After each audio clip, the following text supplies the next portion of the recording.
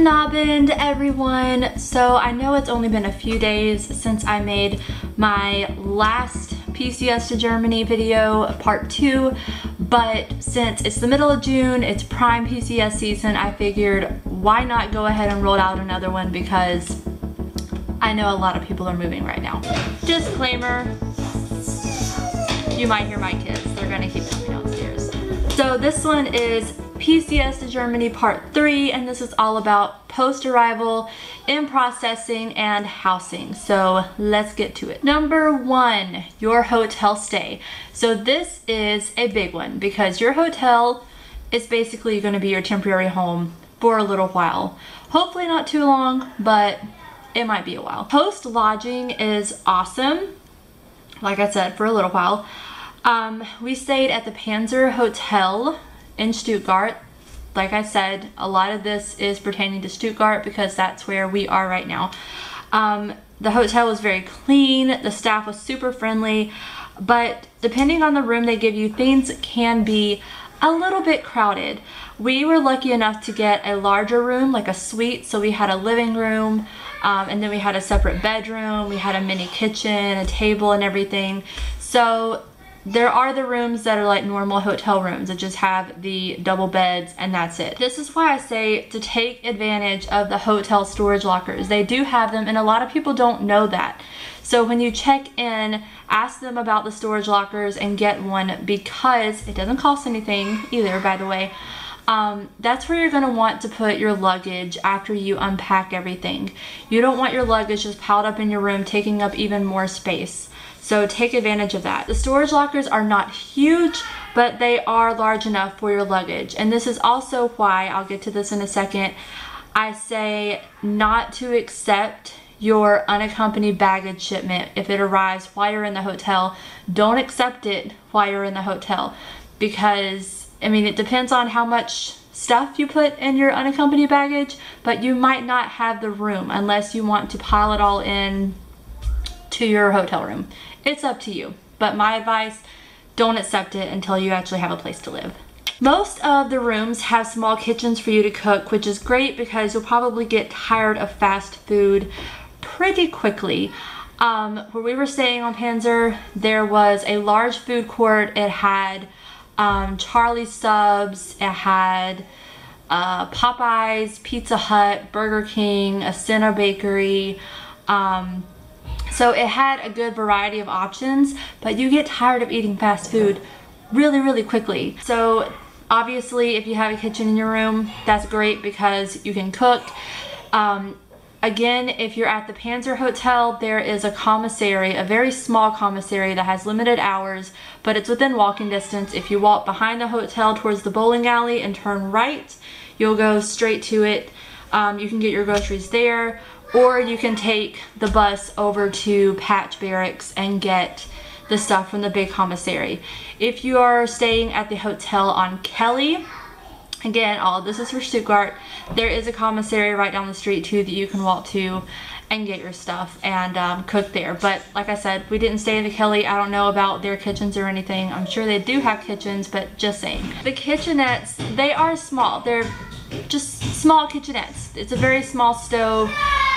So you're not gonna have a lot of room to cook big meals, I will say that. We had a lot of broken plates and bowls just because we were running out of room. We were trying to cook so we didn't have to spend so much money.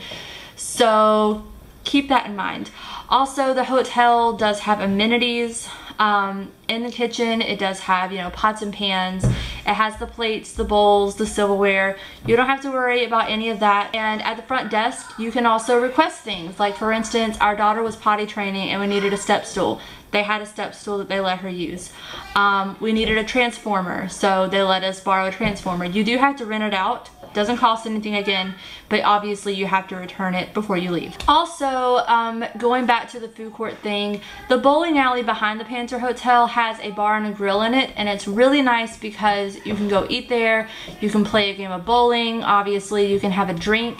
They have a huge indoor play area for your kids, so it's awesome just to let the kids play, have a drink, de-stress. That's where we went a lot. And the last thing I want to say about the hotel is to make friends with the people that you meet at the hotel.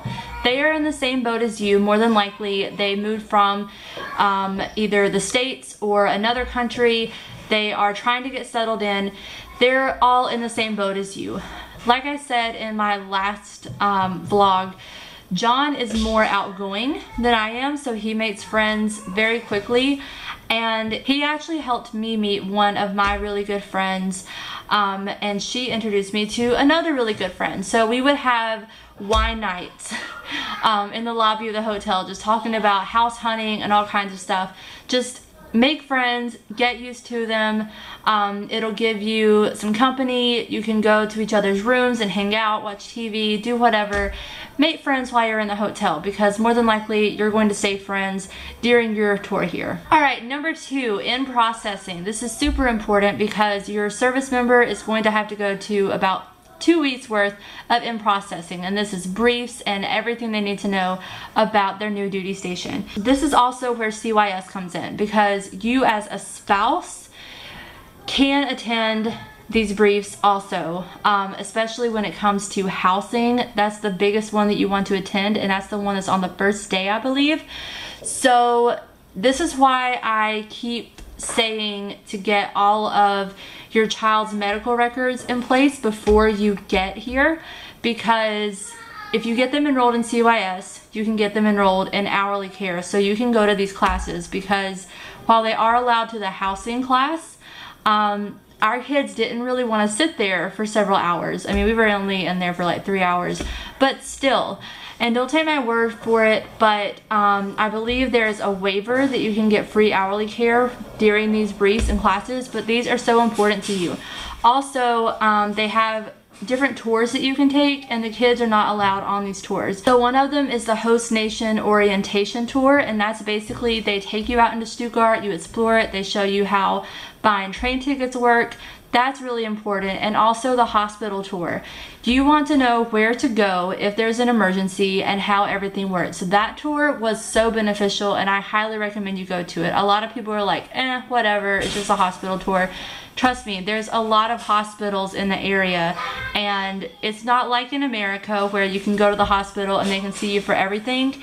Each hospital specializes in different things. So say your child has a broken arm and you go to one hospital. They don't deal with children there, so they're going to send you to another hospital. So to save you the trouble, go ahead and get your kids in CYS, get them in hourly care, and go to these tours, because they are very beneficial and you'll learn a lot from them. So during in processing, also your spouse is going to receive a lot of paperwork. Keep up with this paperwork, because there's going to be a lot of flyers and stuff, and maybe at the time you think, I won't need this. Keep them for future reference, because you never know when you're going to need them.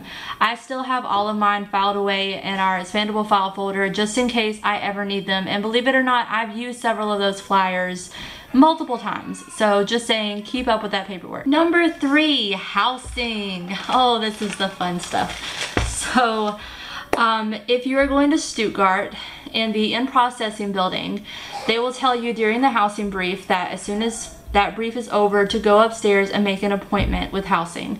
So you do have to make an appointment. The housing office has really weird hours. They shut down at 11, I guess for lunch or training or whatever, but you want to make an appointment because you want to get put on the list if you aren't already. I will say, back in the States, you can email housing and ask to be put on the list as long as you're within, I believe, 30 to 60 days of you arriving. That's what we did. We were already on the housing list, but it didn't matter for us, and I'll get to that in a minute, because it's hit or miss with living on or off post. If post housing is available within 60 days, you will live on post. If they can't accommodate you during that 60 days, you'll be given a CNA, which means Certificate of Non-Availability, and then you'll need to start the search for off-post housing. So there are multiple websites to go through that, and you can also ask the housing office for those websites. One of them is obviously Buku. One of them, I believe, is called Immobilien Scout 24 or something like that. One of the biggest ones is Homes.mil. That's where we found ours. So do your research on all these houses. Make sure that they're within your BAH and utilities allowance. And going off of all of this, befriend the housing staff. I know we hear a lot of horror stories about housing offices on posts and bases all over the world, but if you are friendly with them, they're going to be friendly with you. Don't go in there and be like, I demand this, this, and this, and this. Make friends with them. They understand your situation. They're trying to do all that they can to get you into a house. It's a really tough thing, especially when you're moving to another country and not knowing if you're going to live on post or off post, or if you want to live on post or if you want to live off post. So befriend them and they will work with you. If you don't find a house within 90 days of your hotel stay, you'll move into temporary lodging. So temporary lodging is kind of like a hotel, but they're more like apartments. There are staff that still comes in and cleans up your room and everything, and they are really nice. But ask the housing office for the brochures. They'll give you brochures of nearby temporary housing if you have to move into that. Luckily we didn't, but we were on the verge of having to live in that. Also, ask housing for the blacklist. So this is a list of different realty companies, just different housing communities that have made their blacklist because of the bad rapport that they've received from them, from previous military personnel living with them. So make sure you check that out while you are looking on these websites for houses. And also, outside of the housing office on Panzer, there's a bulletin board. So you can look at the bulletin board and you can see the different houses that are available. We didn't realize it, but our house was on there. So make sure that you check that out too. A lot of people don't even know about it because they just pass right by it. But it's right there outside of the housing office. And the last thing about housing, when you are ready to view a home, ask a housing staff member if they will go with you to view the home. German laws are completely different as far as contracts go with a house. For instance, if you go view a house and you express interest in the house and say that you want it, if you mention those words, a lot of Germans will take that as you want the house, and that's pretty much their contract. And you'll hear about this during the housing brief, but sometimes it doesn't take a written contract for them. It's spoken word. So be sure that you take someone with you and watch what you say. If you really love the house, you know, say that you like the house and then leave and talk it over with your spouse. Number 4, your driver's license. So if you took your driver's test while you were in the States online, then you can immediately go and pick it up. Again, if you are going to Stuttgart, the same building where in processing is, the same floor where housing is. Actually, it might be the 3rd floor. I can't remember. Anyways, that's where you're going to pick up your driver's license. It's not a lot of work, but make sure that you take in a money order. I cannot remember the exact amount. I want to say it's $20, but they only accept money orders. The post office is in the USO building beside Panzer, like I said in the last video. So you can run over there, get your driver's license. It's a super fast process. If you have not taken it yet, you can take it in the hotel online, or you can take a class. They do have a class. It's about 4 hours. So you go through the class and then you take the test afterwards. But all of that being said, you pick up your driver's license upstairs, which leads me to my next point, picking up your vehicle. You have to have your driver's license before you pick up your vehicle. Bring your paperwork that the vehicle processing center gave you when you shipped your vehicle from the States. This is very, very important. You have to bring that paperwork. Because the first place you're going to go is registration. And before I say anything else, again, if you are going to Stuttgart, all of this stuff is on Panzer, and it's all like, right here is registration, across the little parking lot is where you pick up your vehicle, right beside registration is where you're going to get it inspected. So it's all right there. And I will say, when you get that confirmation email saying that your vehicle is ready, I would give it a couple of days, because that means that a huge shipment of vehicles had just come and everyone's going to want to come pick up their vehicle at the same time. And it gets crazy. So pick a day that you don't have anything to do, because it took us anyways a good 5 hours to get all the paperwork and everything done to get our vehicle. So first of all, you're going to go to the registration office and you're going to get your temporary plates. From there, you're going to walk across the parking lot to the building, and you're going to get it out of car gel. So they're going to pull it up into the garage. You're going to have to fill out some forms, and then they're going to take you out to your vehicle, and they're going to inspect it. You have to inspect every inch of it. And this is why I said in my first video how important it was to take pictures of your vehicle before you drop it off at the vehicle processing center, because that's going to prove if there's a little ding or if there's a dent that it wasn't there before. They're going to inspect it and everything, and if there is anything wrong with it, follow up with them, because you only have so many weeks to follow up and for them to fix it. You also get a free car wash. Just saying, out of the whole deal. You get your vehicle. They have like the plates, the plastic plate holders that you can pick up for free. That's like in a box in the garage. Get those, go back over to registration, and I believe you pay $35 and you get your permanent plates. Put them on, they have the screws and everything for you to put them on, and the screwdrivers. And then you get your vehicle inspected. You might have to make an appointment to get your vehicle inspected. At least we did. That's what kind of took a while. You get your vehicle inspected, they give you the round green sticker, and that's it. That's pretty much it. After you get done with that though, you're going to want to go to the PX. Again, if you're on Stuttgart, I don't know how it works on all the other posts, but go to customer service in the back of the PX, and you're going to get your SO card. So this is really important because this is how you're going to get gas in Germany. So you take in your registration, and they're going to fill out all the paperwork. You have to show your driver's license and everything, and they're going to give you this little folder thing. I should have pulled it out of my Jeep, but mine had Burger King on it. It was sponsored by Burger King. Anyways, and basically it's like a prepaid card. You put money on it, and you always take that with you everywhere you get gas. You can get gas on post, you can refill the card at any gas station on post, but the only place that you can get gas off post is at an SO station with that card. You can pay out of pocket if you want, if you don't have your card and you're off post, but you're going to be paying for the price of German gas. So make sure that you keep that with you everywhere you go.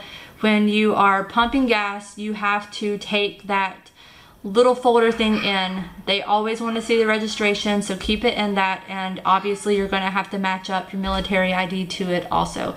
So just saying, that was a whole new process for me, and I just want to let you guys know about it. Number 6, as I said earlier, your UB or unaccompanied baggage and your household goods shipment, do not accept them until you get a house. You're not going to have a place to put them. You're going to be in a hotel. Even if you're in temporary lodging, don't accept them until you get your house. I know you want your stuff. I know you just want to settle in, but just hold off and wait. And going off of that, number 7, rented household goods. So you can actually rent out different things from the housing office. So you're not going to want to bring your 120 volt washer and dryer over here, because more than likely it's not going to work, especially if you are not in post housing. You can rent 220V washer and dryers. You can rent wardrobes, because here in Germany they don't have closets. You get wardrobes. So basically you go into the housing office and you tell them exactly what you need after you have already gotten a house and everything, and they will deliver it to your house for you and set everything up for you. It's a very easy process, but just be mindful, especially if you're moving right now at the time that I'm making this video, that they might be a little bit backed up with delivering things. And same goes for your household goods and your unaccompanied baggage shipments. When they say they'll be there between, I don't know, 10 and 1, it's okay if they're late, okay? They have a lot of places to go, so it's okay. Just hold off and be patient. Number 8, I want to talk about the UTAP office. This office is also in the building on Panzer where the USO is. The reason why this office is important is because this is where you're going to fill out your utilities paperwork for your new house, like gas, electricity, all of that good stuff. That's how they're going to set it up. Your spouse is going to have to open up a German bank account. Very easy to do. You can do it on post. We go through it's kind of like a Bank of America community bank. So that's how everything is taken out, including rent every month. And then lastly, number 9 is the VAT office, which is in the same room as the UTAP office. It's literally right beside it. So VAT forms are crucial here because it's going to save you a boatload of money because German taxes are, I believe, 18%. So you only want to use these when you're making large purchases. For instance, the only time we have ever used a VAT form is when we went to IKEA and spent $600 to $800 worth of stuff, and it saved us a good amount of change. So be sure you keep up with these VAT forms. You do have to pay for them, but you also have to take them back after making these large purchases, and they want them back so they can account all the taxes in. So keep up with them, put them in that famous PCS binder I keep talking about. Just make sure that they're all accounted for at all times. So all of that being said, welcome to your new home. Stay patient. As I said, it's going to be okay. If any of you guys moving to Stuttgart needs a ride or needs someone to hang out with, hit me up. I'll be more than happy to show you around. If I forgot anything, I will add some more videos. Audra's down here. Until next time, see you guys later.